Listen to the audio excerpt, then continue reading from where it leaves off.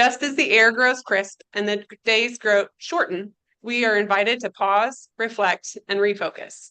Fall teaches us that progress doesn't always mean speeding. I need that reminder. It can mean slowing down, gathering strength, and preparing for what's next. It's a season of harvest, of reaping the rewards of hard work, and also of planting the seeds for the future we want to create. In business and in life, we thrive when we embrace transition rather than resist it. Change sharpens us, it gives us fresh perspective, it challenges us to adapt, to grow, and to see opportunity where others may only see uncertainty. So, as we step into this new season of fall, which is my favorite, let's commit to carrying its lessons with us. Embrace the change, honor the growth, and prepare for new opportunities ahead. Just as the trees release their leaves, let's release what no longer serves us and stand ready for the new season that's waiting to unfold.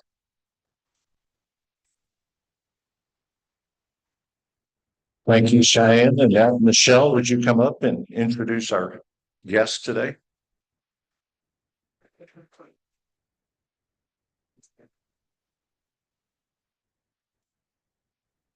All right, I'm thrilled to welcome our guest, Sam Reed. If you would stand and let us recognize you when I read your name. Great to see you. And David Blondell, guest of Reverend David Blondell. We also have a visiting Rotarian. Actually, he's the president of Rotaract, Jay Phillips. I think he had to step out, but we welcome Jay as well. We welcome all visitors. Thank you. Please come back and bring some more with you next time.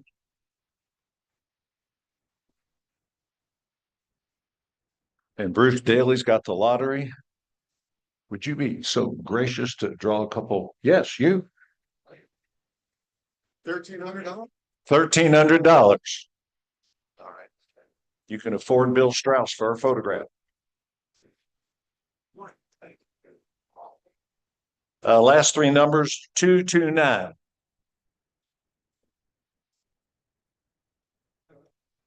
Gregory. All right. One more.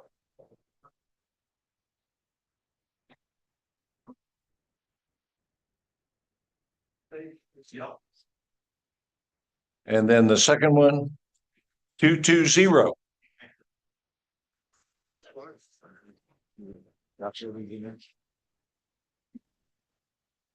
I didn't draw.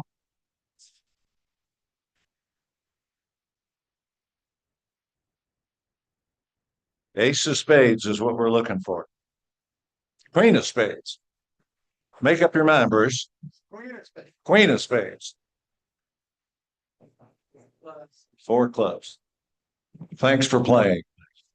I know we got 3 birthdays this week. Wynn Stevens, are you here? Okay. Brett Anderson and Michael Wallace. They've all played hooky on their birthdays. I got a few announcements. The Lexington Walk for Alzheimer's is being held on October 5th. Rotary has a team in support, so we want folks to walk with us. It's going to be at the Kentucky Horse Park. We'll meet at the All-Tech Arena. So if you need to register, is Sarah here? Sarah Diener. If she were here, she would be standing and you would be turning and looking at her and knowing that's who you need to talk to. The next thing, the Spin to Win to End Polio on October 16th at Cycle U. There's going to be a whole bunch of really athletic people on bicycles. And Jenny Schnurr, you don't have to be athletic. So if you don't have to be athletic, I guess Bill Wilson could do it.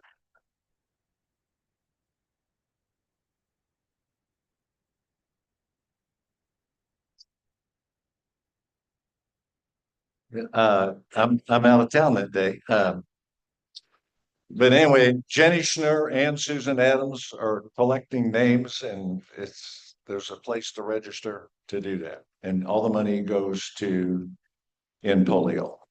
Also, we got RLI, the Rotary Leadership Institute, is being held on Saturday, October 11th at Bluegrass Community and Technical College on Newtown Pike.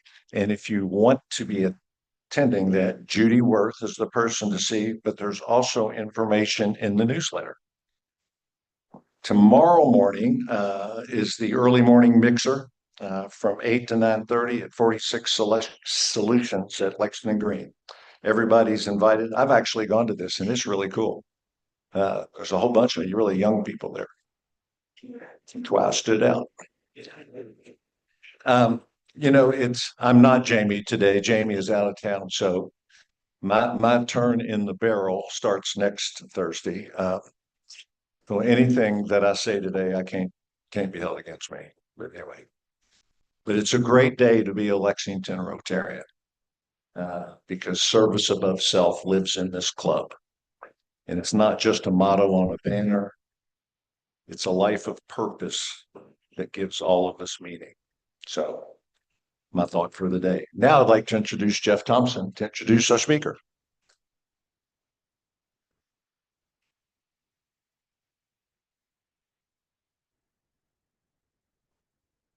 Welcome, everyone. Our speaker today seems to be timely to me. I think it's a subject that many of us, if not you individually, maybe a child, maybe a grandchild who's had to deal with difficult situations in their life. So I'm anxious to hear our speaker today is Dr. Alexander Vashani. All the information in your wheel horse, take a look at it. He has indicated that he will be available for questions and maybe time after the meeting's over. So join me with a warm welcome.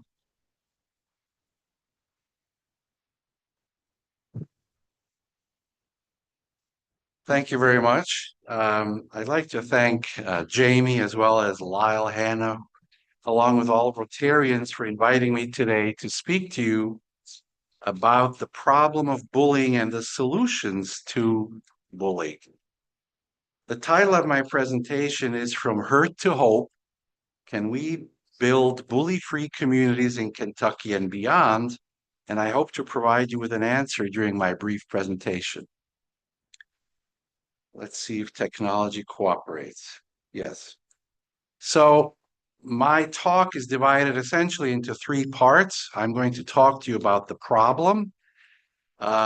It's fairly readily defined, and I will show you some statistics about bullying and cyberbullying, not too many, but just a few numbers, as well as talk to you about the deleterious consequences associated with these behaviors. The solutions are challenging. I think one is easier than the other because cyberbullying occurs primarily via smartphones. And there is a trend in the United States and around the world to ban smartphones during school days, which takes care of cyberbullying at least during the school day. The second one is a bit more challenging, and that is the traditional bullying, the face-to-face bullying. That's a bit more difficult to address. Then I would like to, well, technology is not cooperating. Let's see if I can get back. Then I'm going to talk to you about well.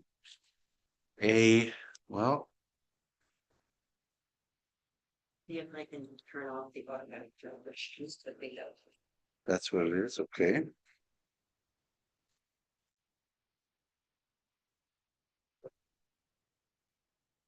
I don't think there's automatic transitions. No, you can just relaunch it at the bottom right, that screen icon. Yeah, thank you.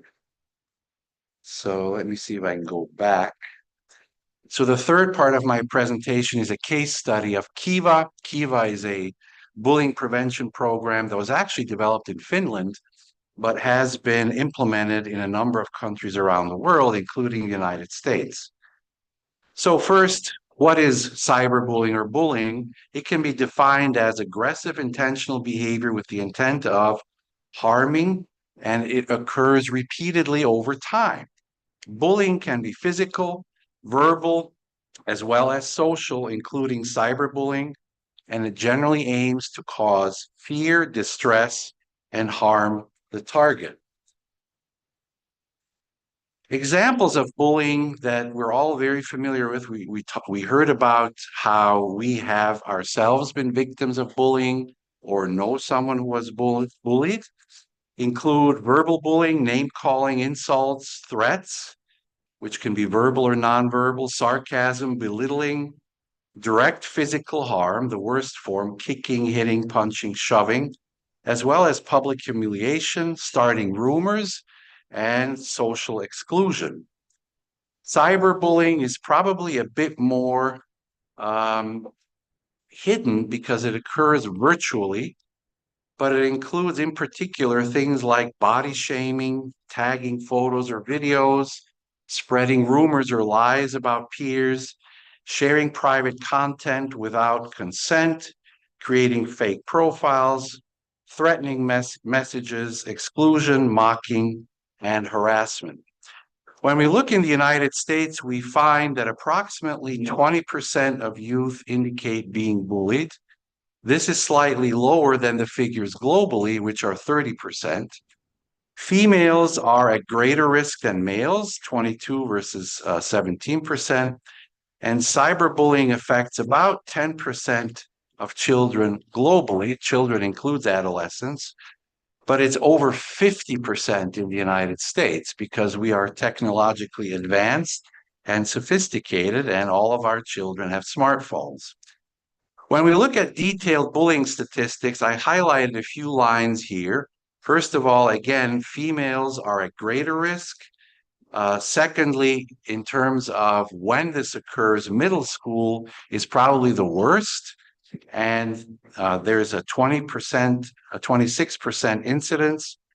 And again, I talked to you already about cyberbullying, that is above 50% in the United States.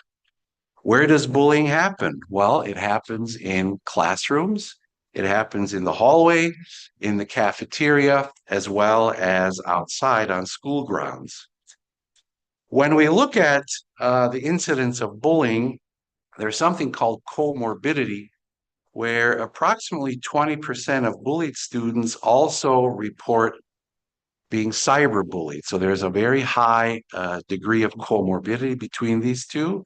Again, cyberbullying is over 50%, and it has rocketed from 19% in 2007 to nearly 55% in 2023.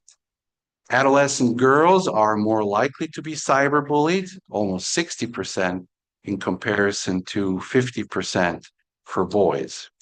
So if you look at this, here's a trend line. You can see, those of you who don't have perfect vision, which includes me, 2008 to 2022, and you can see very clearly that there has been a dramatic change and increase over time.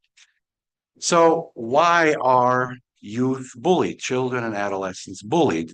The number one reason is appearance. Secondly, their race or racial background, disability status, ethnic origin, gender, sexual orientation, as well as religion. This is so important because bullying has a tremendous amount of deleterious consequences. It can result in physical injury, in health problems such as sleep disturbances. It can be associated with self-harm, even suicidal behaviors, and in some cases, death. It also increases the risk for social and emotional distress, including mental health problems such as anxiety, depression, but it also impacts academics, academic achievement, likelihood of dropping out of school, and so forth. The final point I want to make is that students who are both targets of bullying and engaging bullying behaviors are at greater risk for both mental health problems as well as behavior problems. So why should we care beyond the personal cost? Well, bullying is also associated with a tremendous economic cost. A study that was carried out in 2017 in California provided evidence that it cost the state $276 million that students did not come to school because they felt unsafe or they had mental health challenges to deal with due to bullying at school. We can also look around the globe and find similar data. One study that was carried out in Sweden, which has a number of roughly 140,000 kids who are bullied annually. This study showed that 14,000 of them, 10%, need long-term support and follow-up at a total economic cost of 4.1 billion euros, which is about, unfortunately, 4.7 billion US dollars. Australia, similar. We have evidence that indicates 8% have anxiety problems, 11% depression issues linked to bullying, and that comes at an annual cost of 763 million Australian dollars, which is nearly 500 million US. So what are the solutions? We have all this bad news. What's the good news? Well, the good news is a recent trend for bell-to-bell bans. I consider addressing this simple because if you remove cell phones out of the hands of children and adolescents, they can no longer interact. Of course, that has a downside too, but importantly, they can no longer bully other peers. And so now 27 US states have laws that requires schools and school districts to implement policies limiting or restricting cell phone use, bans on cell phones, or incentives. Around the world, there's a similar trend. Month after month, there's a headline how countries are banning cell phones during school hours for school children. That's probably a good thing because it really addresses cyberbullying in particular. Kentucky is also following this trend. In fact, Governor Beshear signed a law earlier this year in March to adopt a policy that prevents students from using personal telecommunication devices during instructional time. This went into effect 3 months ago today, and I'm expecting this will have a tremendous impact on youth in Kentucky. Of course, this cannot address cyberbullying outside of the school. So this is an imperfect solution, but it certainly addresses cyberbullying during most of the waking hours of children. The majority of the day is spent at school. So next, the more challenging one, addressing bullying, the face-to-face bullying. And I don't want to bore you with too much scientific information other than with a couple summary studies. I'm going to talk to you about two what are called meta-analysis, one by Gaffney and colleagues 4 years ago, and then another one that was published in JAMA Pediatrics. These studies are tremendously useful because they go beyond the evidence of an individual investigation. They summarize the data from across many, many studies. In this case, 100 individual studies. So this is like the study of all studies. You can think of it that way. And based on this, bullying prevention programs reduce bullying perpetration by 20%. They also reduce victimization by 15 to 16%. So again, this is based on over 100 studies that were reviewed as part of this meta-analysis. Those of you who are interested in science and scientific design, half of these studies were what are called randomized controlled trials, which is the best possible way of doing this, and half were what's called pre-post designs. So in addition to giving you those general statistics that yes, they are successful in addressing bullying, they prevent perpetration and reduce victimization, it's also important to understand what works in these programs. And this meta-analysis showed that whole school approaches work best. And so this is something that I actually participated in 30 years ago in Tucson, Arizona, when we were one of a handful of projects funded nationally to address, back then it was called violence prevention, but it's really not very different from bullying today. Whole school approaches work best. Schools that adopt anti-bullying policies, schools that force classroom rules to occur, and of course that requires teacher buy-in, which sometimes is challenging to get, sharing information with parents, informal peer involvement, so getting peers, same age peers involved in the effort, working with victims, cooperative group work, as well as mental health, meaning dealing with mental health challenges that you face.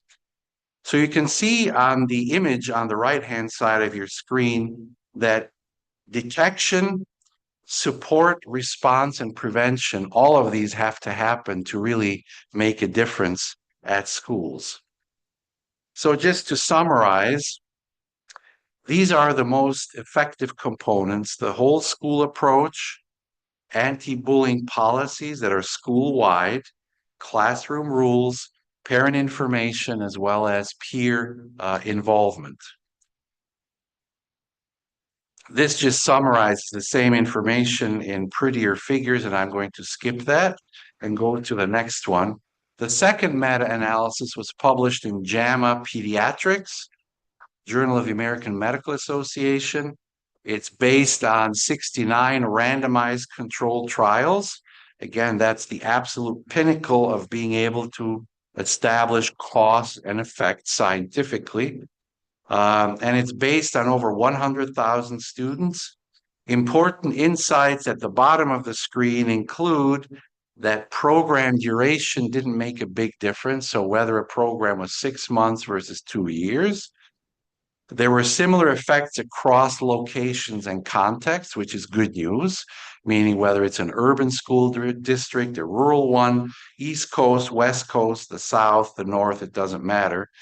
And the type of intervention didn't matter either, so that there was broad effectiveness across all of these 69. So when we look at the specific evidence, the column on the far right, that's probably what we're most interested in. And that is there was an 11% reduction in bullying perpetration, a 15% reduction in victimization, 13% in cyberbullying, a 20% improvement in mental health of the victims following bullying, as well as a modest improvement in school climate. Another important thing about this study is it established that the longer-term effects don't decay terribly. So in other words, this shows you a plot that is post-intervention and followed forward over 2 years. And what you can see from this is, although there's a slight decline over time in effectiveness, the effectiveness is maintained. So the conclusions from this meta-analysis is that anti-bullying programs produce small but significant effects. The benefits extend beyond bullying to mental health and school climate, which is important, and even modest changes. So you might think, wow, it's only 11%, but that 11% hides the fact that an 11% decrease means thousands of fewer children being bullied and suffering the consequences of being bullied. Some caveats: most programs reviewed are very complex. It takes a lot of effort, a lot of planning, they're intensive, and they require extensive resources. Of course, we don't like to hear that. Challenging as there are so many different programs, different content, and different emphases, and yet they all seem to work and make a difference. So I'm going to wrap up my presentation by talking to you about Kiva. Kiva is, again, a bullying prevention program that was developed at the University of Turku in Finland. And they are important to discuss because they have not only developed a very effective program based on scientific research and evaluation, but it's also a program that's been exported to many other countries, including the United States. Importantly, Kiva leads to a significant decline in bullying perpetration and therefore victimization. Research has also shown that Kiva increases empathy. It fosters stronger anti-bullying attitudes. It is associated with more constructive bystander responses. So kids who are not bullied get involved. It increases children's expectations that standing up will reduce or stop bullying. That's an important thing to teach children. The risk of being bullied yourself by those who defend the bullied is small. And finally, there are increases in the sense of responsibility to intervene in bullying, all side effects and consequences of the Kiva program. And of course, secondarily, Kiva reduces social anxiety and has a positive impact on the perception of peer climate. It positively affects school climate in general, liking going to school. It has been shown to improve academic motivation, and children's perceptions of their teachers' attitudes and the teacher's ability to reduce bullying have improved. I can't hear it. City of. So bullying Her talking. can be addressed, and Kiva is a great program. It shows that a continued development of effective tools ensures a safer learning environment for all, because school should be a place where children can learn. It's available now and has been implemented in 25 countries around the world. And of course, as a result, it has been translated into 16 languages. Initially, it was implemented in Finland in a broad effort in 800 schools. Internationally, it is now being used in 1,600 schools and reaches 800,000 kids around the globe. This figure here shows you the impact of Kiva in Finland. So remember, this was like a countrywide adoption in 2009 to 2024, grades 1 through 9. And what you can see is on the left-hand side, those bars show the likelihood of being bullied, which decreased from 18% to 11%. And on the right-hand side, it shows you the frequency of bullying others, and that changed from 12% to 4%. So by any stretch of the imagination, that's a tremendous improvement. I also want to briefly mention that Kiva, because it has been implemented in so many different countries, has been evaluated in many other countries. Chile, Czech Republic, Finland, we just talked about it, Italy, Netherlands, New Zealand, UK, US, and Wales. What's important here is that 5 of the 9 have shown very clear positive effects, meaning reductions in cyberbullying perpetration and victimization. It's also important to note that one where there's a question mark, the jury is still out, so to speak, and it has to be evaluated yet. And in 3 of these 9, they found no effects by the program. And that's oftentimes related to how the program is implemented, issues related to delivery, timing, length of implementation, and so forth. In general, the majority of the studies show support for the program. Of course, the next question is, well, how much does it cost, right? Kiva, there has been a cost effectiveness study that was conducted by Pearson and colleagues in 2018. It was done in Sweden, and they showed that for approximately $973 per child, that produces 1 additional victim-free year in terms of cost-benefit analysis. The authors also found that it's more effective if it's implemented in early school years, so grades 1 through 9. and slightly less effective if you wait until middle school. So grades 7 through 9. So remember, my initial question was, can we build bully-free communities in Kentucky and beyond? And the answer is, I think, yes. Yes, we can. But it will take a tremendous amount of effort, planning, and resources to do so. And that's all I have for today. So I'm happy to take any questions you might have. Yes. So,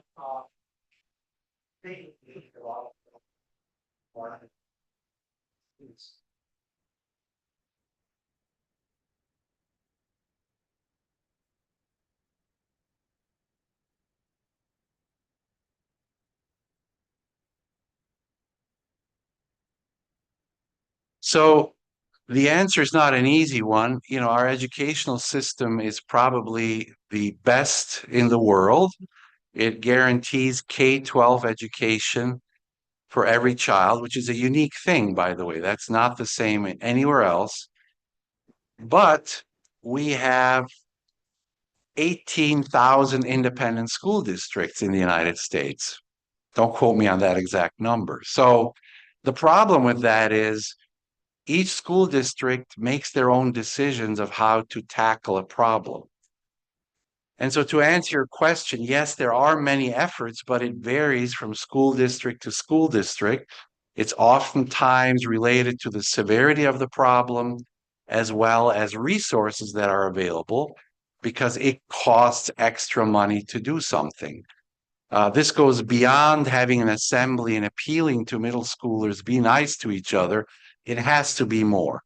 So research shows us that in order to make a change, there has to be a school-wide approach that's adopted, that the school buys into, that teachers buy into, that is implemented at the classroom level to raise the sensitivity among children to lower bullying behaviors and, in the worst case scenario, such outbursts of violence, including school shooting. Yes.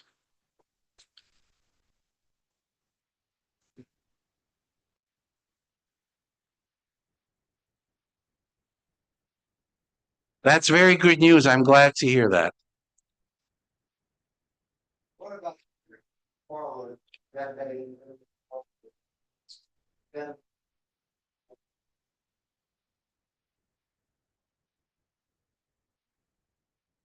absolutely. You know, I could come back and give you a presentation about that. I'm not trying to self-promote or to necessarily come back, but that would be a whole separate presentation. And there have been long-term follow-ups, and the consequences are very negative. There are, you know, just to give you an example, I know that individuals who are bullied severely during school develop tremendous amounts of anxiety about school and even going back to their school 10 years later, 20 years later, their feelings they had, the anxiety, depression, etc., comes rushing back.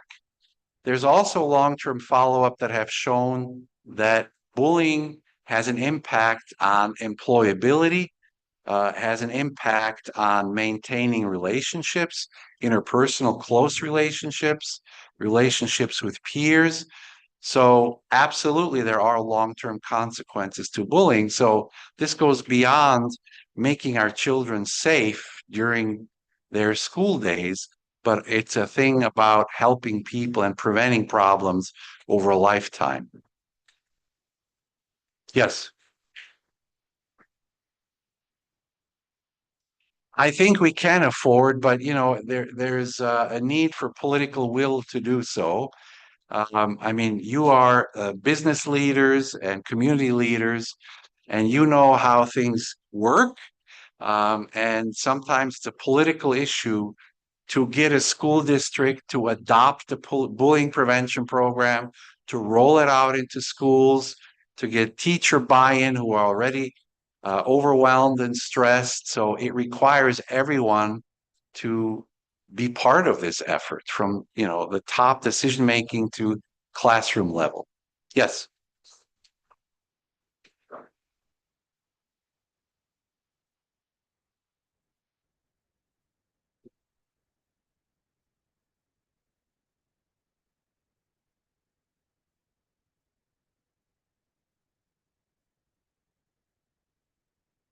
I don't know specifically about that state, but I am certain that limiting social media access will have a positive impact and reduce bullying because that's where it happens in social media apps. There's no secret about it.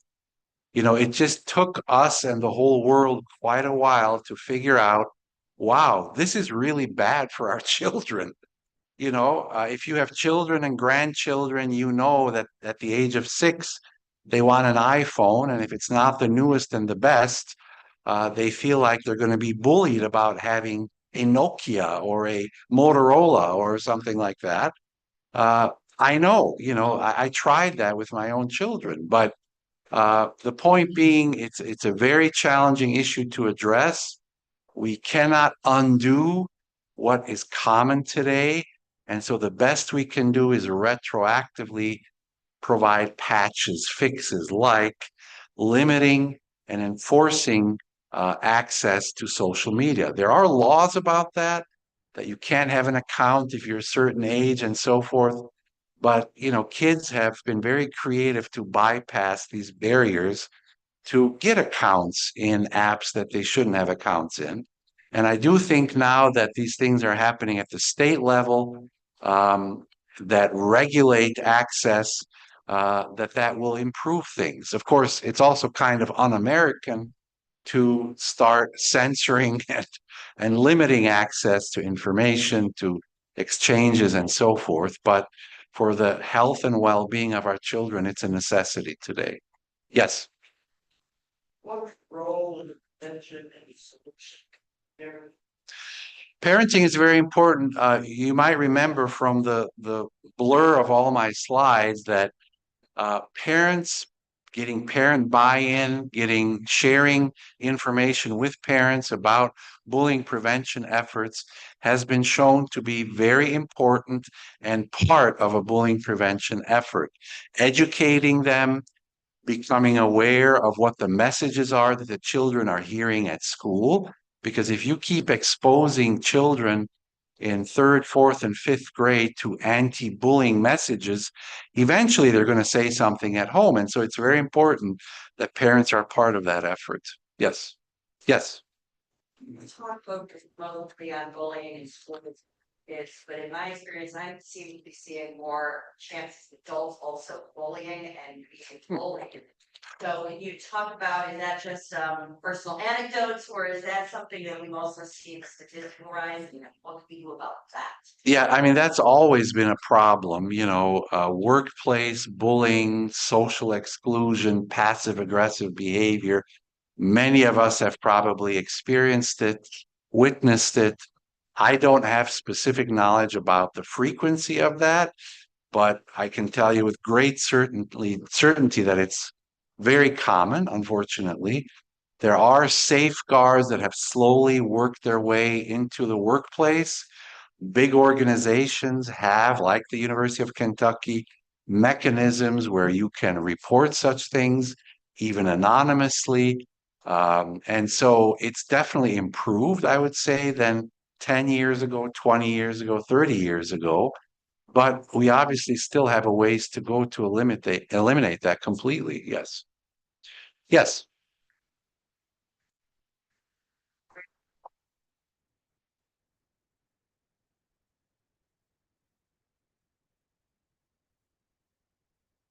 Um,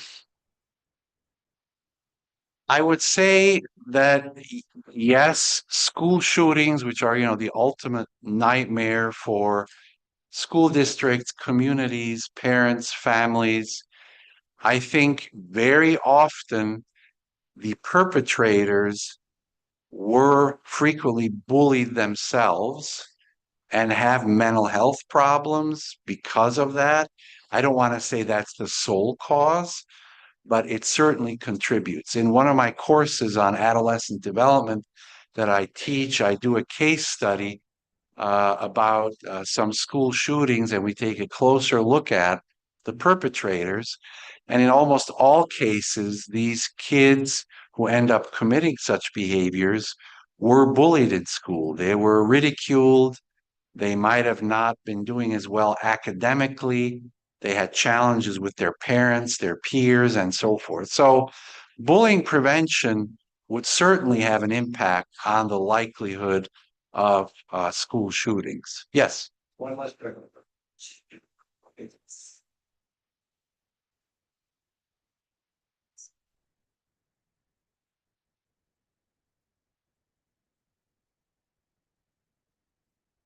So some very clear symptoms when a child is being bullied is, first of all, starting to dislike school, having a stomach ache every morning before they are supposed to go to the school bus or before they're driven to school, not wanting to be part of birthday parties or other peer events. Those are always symptomatic of aggressive or inappropriate behavior directed at the child, which then makes them withdraw and be anxious about school, about peers at school, and so forth.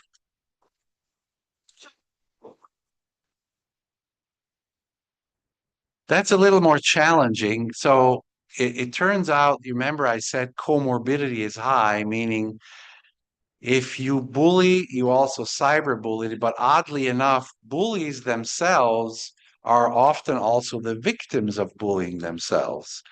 And so there's also comorbidity there. I can't give you a simple list of what would identify a bully, but certainly getting called by the school about aggressive behavior on the school grounds, playground, parents talking to you about the behaviors of your child, affecting their child. I mean, those are very clear telltale signs that, well, probably your child is bullying other children. Yeah, thank you.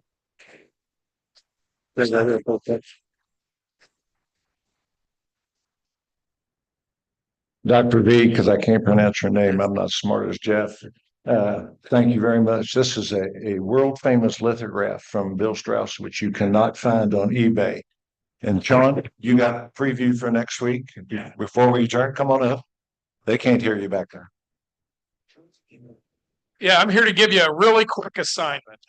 You've been hearing a lot from us lately about inviting people to be guests here at Rotary. And if you're like me, it's hard to think of all the hundreds, thousands of people I know. Who should I invite? So we're going to give you a really specific assignment. You can do the first half of it in the next 30 seconds. Next week's speaker is Kenny Brooks. Who do you know likes basketball? Don't think about anything. Who do you know likes basketball? Maybe UK fan, maybe likes women's sports, whatever it is. Think of for a real quick minute, who are those people?